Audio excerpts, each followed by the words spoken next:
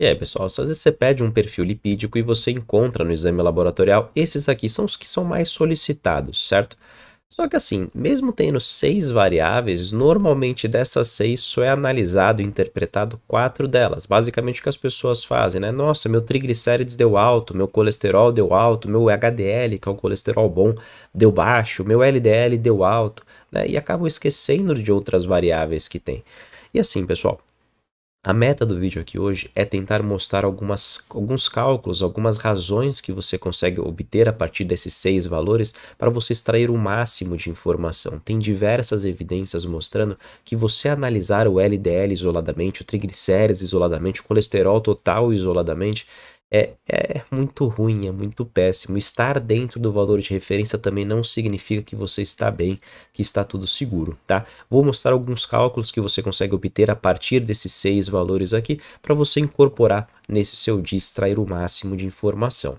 Então, o primeiro cálculo, que nem cálculo você precisa fazer porque o próprio exame de sangue já faz o cálculo, é esse não HDL colesterol ou colesterol não HDL, que é basicamente uma subtração dos valores de colesterol total subtraídos pelo HDL colesterol. Então, no exemplo, o indivíduo tinha 217 de colesterol total, subtraí por 42 e deu o valor do não HDL de 175 miligramas por decilitro, tá? E o que mostra, olha o artigo que eu trouxe, a quantidade de doutor que falou referente a essa aplicação do colesterol não HDL, mostrando que ele, mesmo não sendo analisado de maneira efetiva nos exames de sangue, ele tá lá, né, tá lá presente, mas não é interpretado de maneira correta. Ele é um ótimo preditor para verificar, por exemplo, a formação de placas de ateroma, tá? Superiores ao LDL, né? E eu falo aqui nos exames de sangue que realmente não é tão interpretado, porque nem valores de referência normalmente apresentaram no colesterol não HDL, né? Para a gente fazer a nossa própria interpretação. Aqui mostrando relação às chances de realmente acontecer esse entupimento, nessa formação de placas de ateroma nas carótidas, mostrando que com a elevação desse não HDL, da mesma maneira que a elevação do LDL, como também da elevação do não HDL, maior a chance mesmo de você desenvolver aí essa formação e formação realmente de placa de ateroma, só para realmente confirmar o que mostrou esse artigo. Na verdade, esse artigo é mais recente, né, mas utilizou essa variável, esse argumento aqui também, tá?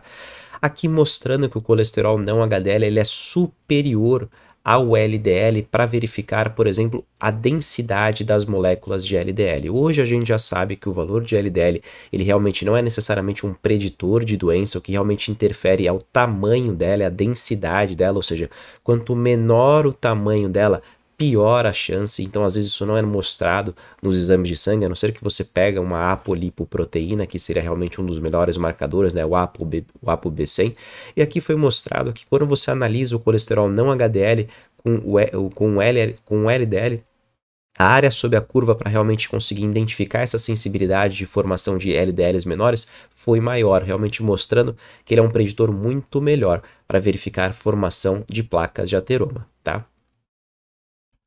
Aqui referente a um estudo em diabéticos, mas também tem relação com não diabéticos, que um valor em torno de 130 a 160 miligramas por decilitro acabaria sendo adequado, né? Onde se esses valores estiverem aumentados entre 160 a 190, o risco de um desenvolvimento cardiovascular ele é multiplicado por 5, tá?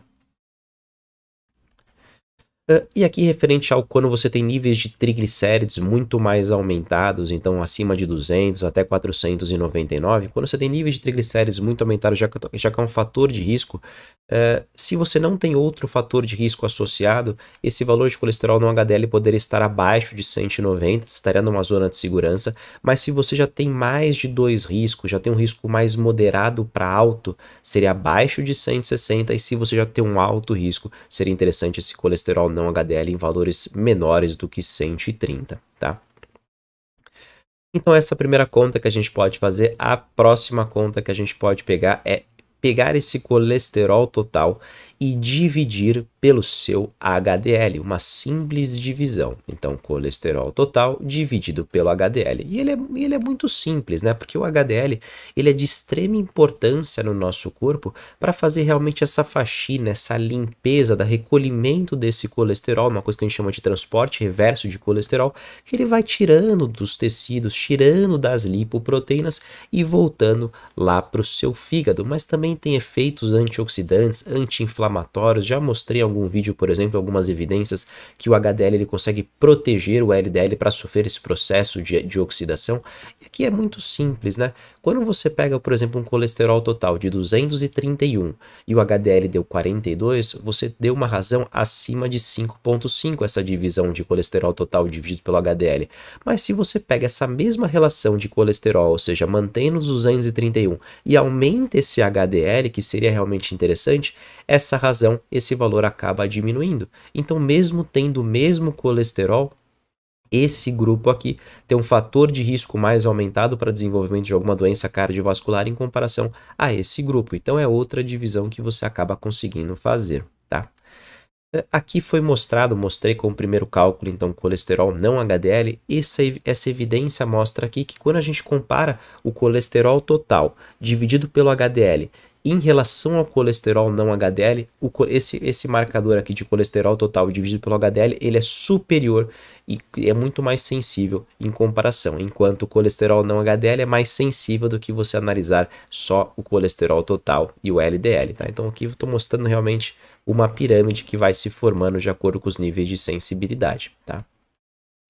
Aqui mostrando, por exemplo, relação a valores, que quando você tem essa relação de colesterol total dividido por HDL maior do que 5, você tem uma chance aumentada, um risco de desenvolvimento de alguma doença cardíaca de 2,5 vezes mais.